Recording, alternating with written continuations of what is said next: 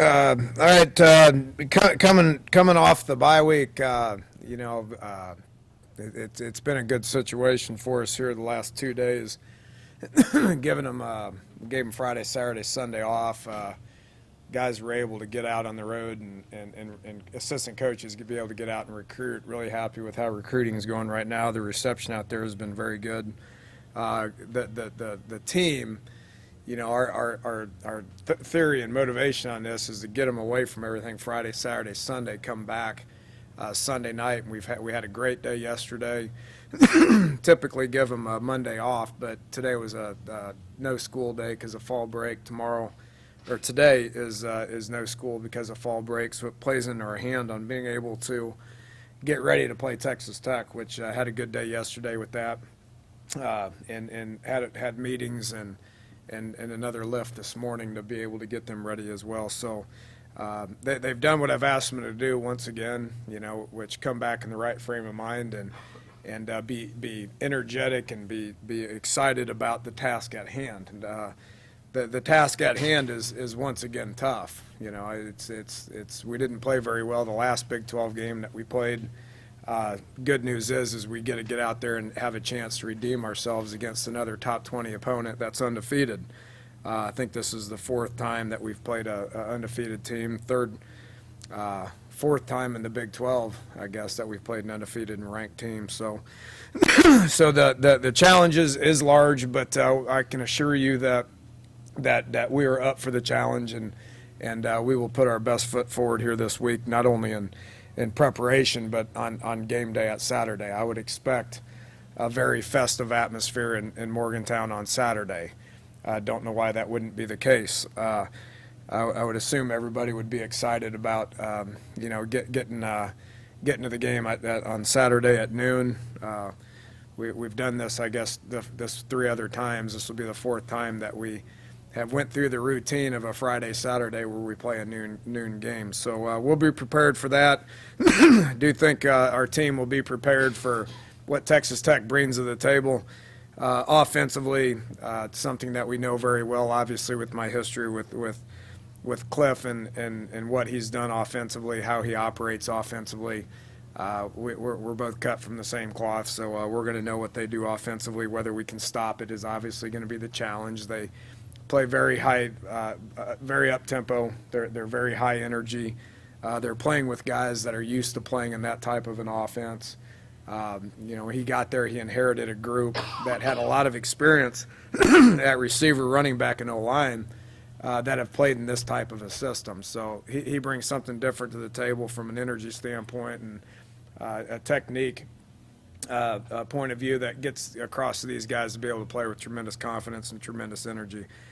Defensively, I thought they were decent last year. They slipped as the year went on.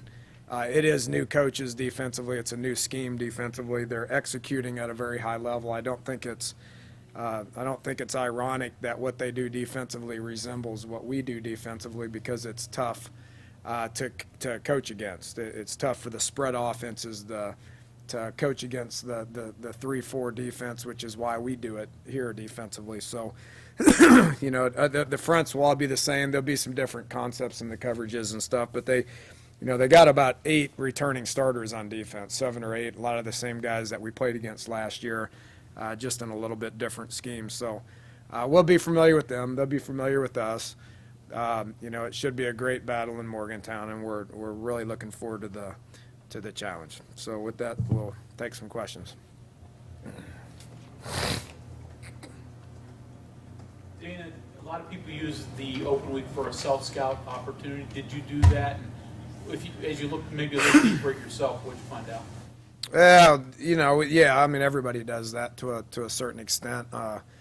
We looked at it like everybody does to try to develop tendencies. Offensively, we've been subpar at everything, so there's really no tendencies. The only tendency is we're not great at anything. So I do. We looked at it very closely. We have identified as coaches, kind of what we do well, what we don't do well, what the direction of our offense is going, where it's going, who needs to play, who doesn't need to play. We're We're not shifting guys around as much as we have. So do kind of understand what our personality is offensively. And now we just got to get good at it, and we got to gain some confidence. We got to make some plays. We got to, continue to try to get better at the small things that we're asking them to do. And then once that happens, I mean, it's going to at some point, pick up some speed and pick up some steam in order to be able to look a little bit better to the human eye, which is points. I mean, we've done a decent job of making plays, moving the ball. We haven't done a good job of scoring points, which is obviously a problem. And it's my job to get us there. I've said it from since media days back long before the season started. We've got a lot of inexperienced guys that have never played football. Not an excuse to not be productive, and that's my job to get us there. What did you see out of the defense last week? They kind of bounced back from Baylor, and I mean their mentality, their ability to get right back to it. Well, yeah, they overcame that. I mean, kids are resilient. I've said that before. I mean, it was a poor performance defensively. It was a poor performance offensively. It was, you say what it is. It was a little bit of a buzzsaw that Baylor played extremely well. I can't sit there and dwell on it for forever. So you had to put that one to rest and had to get back out there and keep working. So that's what we did, and we expect to have a lot better performance defensively on Saturday.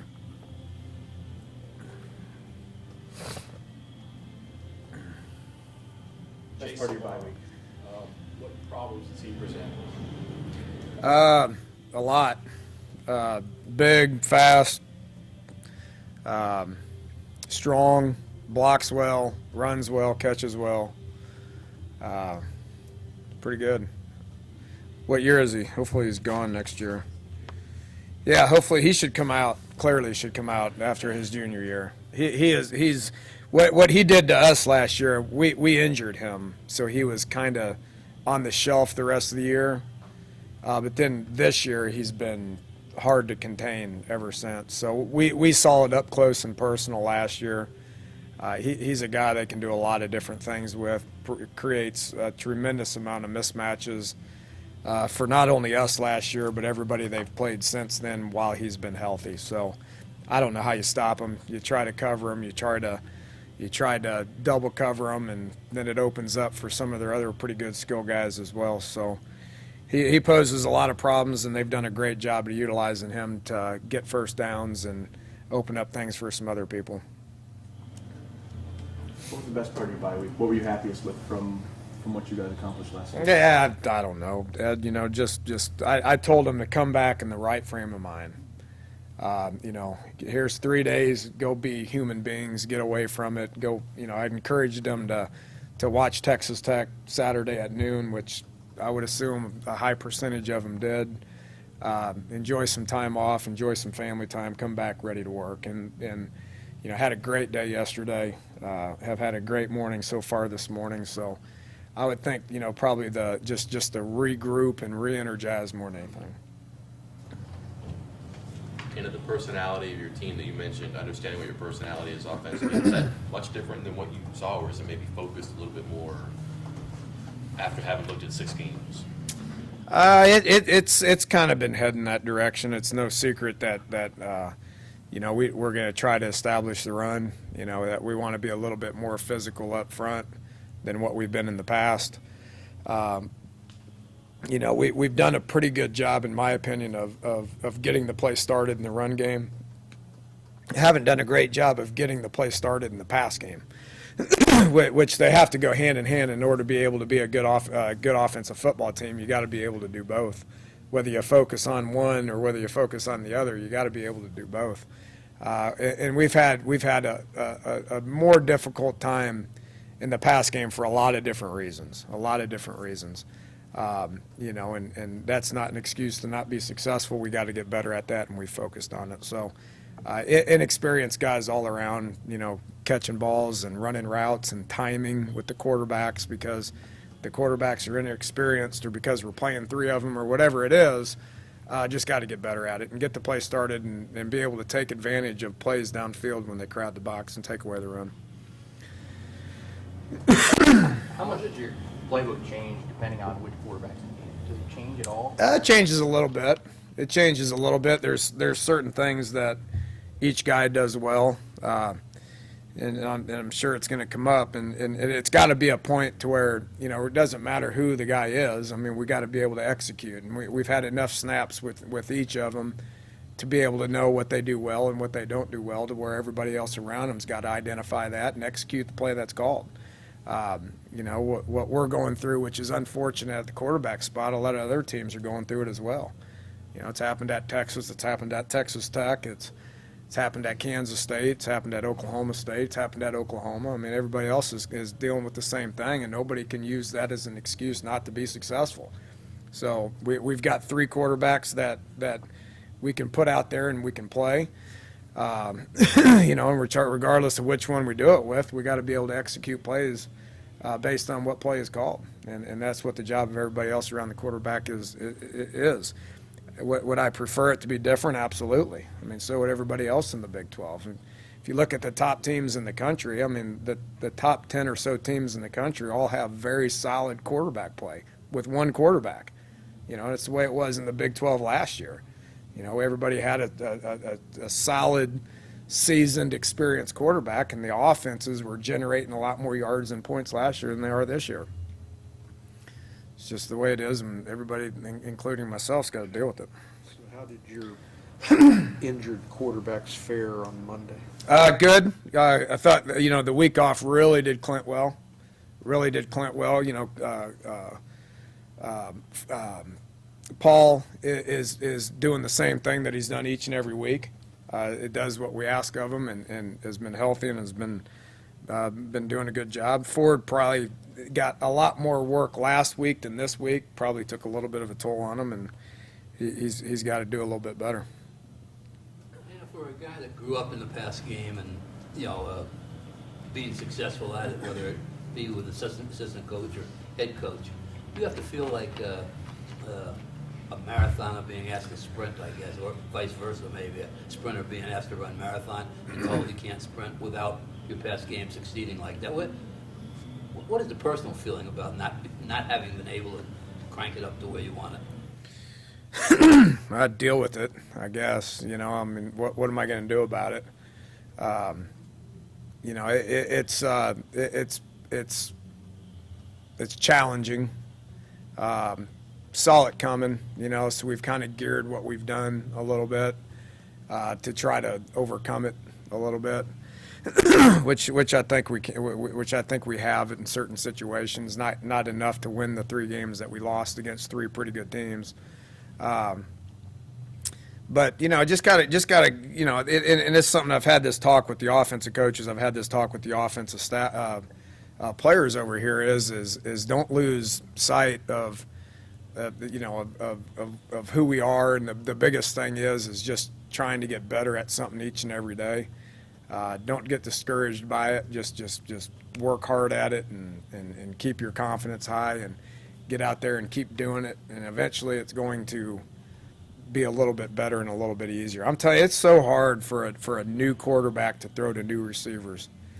It just really is, and we got so much inexperience at each position. It just doesn't look good at times, but it'll get better, and it has gotten better, and it will continue to get better over the next 6 weeks.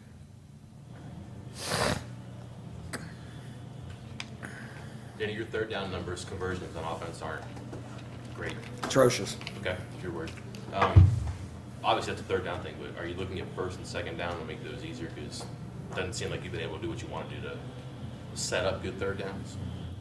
It's part of it, you know. And you know, our offensive philosophy is, regardless if it's 3rd and short or 3rd and long, we got things in the playbook that we can call to be able to convert that. But you know, that's defense does different things on 3rd down, which poses a lot of problems for offense. Texas Tech does a good job on 3rd down. You know, they're getting off the field 72% of the time. I mean, that's pretty good. So, you know, defenses change what they do. Offenses need to be able to adjust to that. You know, we're still trying to figure out how to do things well. as opposed to you getting to a point offensively where you're not trying to figure out how to do things well. You're trying to really focus on what the defense is and how to attack it and attack it successfully. So, you know, with an average offense and a lot of inexperience at key positions, it's tough to get first downs on 2nd and 5, let alone 3rd and 5. So it's all part of the process, and it's all part of just gaining experience and gaining knowledge and getting good at what we're asking them to do. Is that similar to what you answered for Bob a minute ago? That's a different philosophical thing for you this year. That's part of this whole challenge you're talking about? Yeah. Yeah, it is, and there's we tell them to be aware of the situations and know what to expect, and we're going to prepare them for those situations and prepare them to know what to expect on the specific 3rd downs. But you know, when you're having a hard time executing things on 1st and 10, it's a lot harder on 3rd and 10. So you just got to get good at making routine plays. You got to get good at just simple execution of what the play is, and try to put the ball in play and get positive yards. The more success you have doing that, you'd be surprised how many routine plays turn into bigger plays. You know, and just making a guy miss here or there, and then you're getting first downs on 2nd and 5 as opposed to having to deal with 3rd and 4. Talk about Mark Lewinsky, his ability to adapt going from junior college to playing at this level. He's doing well. He's a physical guy. You know, he's come light years in 1 year. Was not ready to play, and he didn't have just a tremendously stellar high school career. I mean, he was a late bloomer and you know, kind of blossomed late, so hasn't been playing O-line since he was, you know, 10. But really with him and a lot of these junior college guys, if you can afford, which is tough because you recruit junior colleges for a reason, but to have junior college guys come in and redshirt, it really does them a lot of good, especially on O-line. And that we're able to do that with Stone as well. So I would anticipate Stone being a productive player for us next year after a redshirt year. If you can afford to do it, it's going to pay off for you. The problem is having the luxury to being able to do it. How many of our other junior college guys were able to redshirt? Not very many of them. You know, so that definitely benefited him. Talk a little bit about Barber and Kwiatkowski and their situation, and also if they're both healthy, if there's any way you even consider trying to get them on the field at the same time. Yeah, I would think so. You know, Nick's back. He finally, after what he missed 3 games, I guess, or 2 games. He didn't practice last week. He practiced yesterday, so he'll be back in the mix. We'll get him back. You know, he was our most productive linebacker after 3 games, 3-4 games, whatever he played. He was our most productive linebacker, and he's back and will make us better defensively. You know, Jared's a guy that is solid. You know, much like Doug Rigg is. They're both program guys. They're solid. They're going to try hard and be in the right position. You know, Nick's a guy that's made some more dynamic plays. So if he's healthy, he'll be a starter.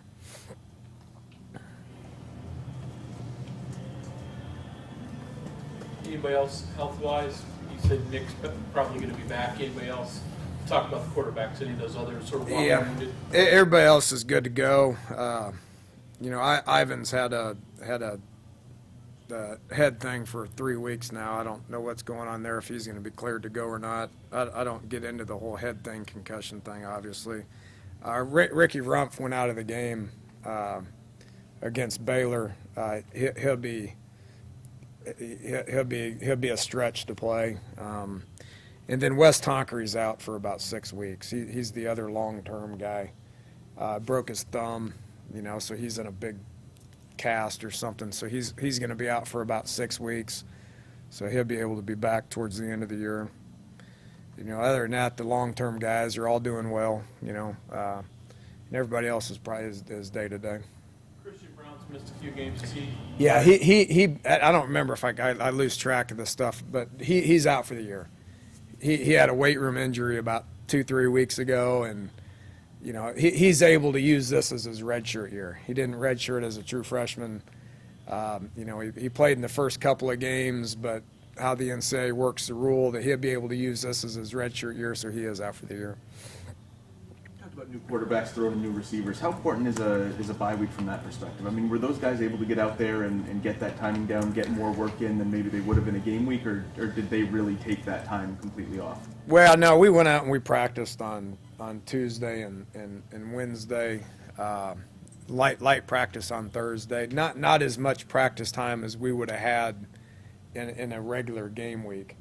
You know, plus we were trying to rep a lot of the younger guys, a lot of the scout team guys, you know, so we had some longer practices with those guys. You know, if you get out there and you practice like you're about to prepare for a game, it defeats the purpose of trying to heal up.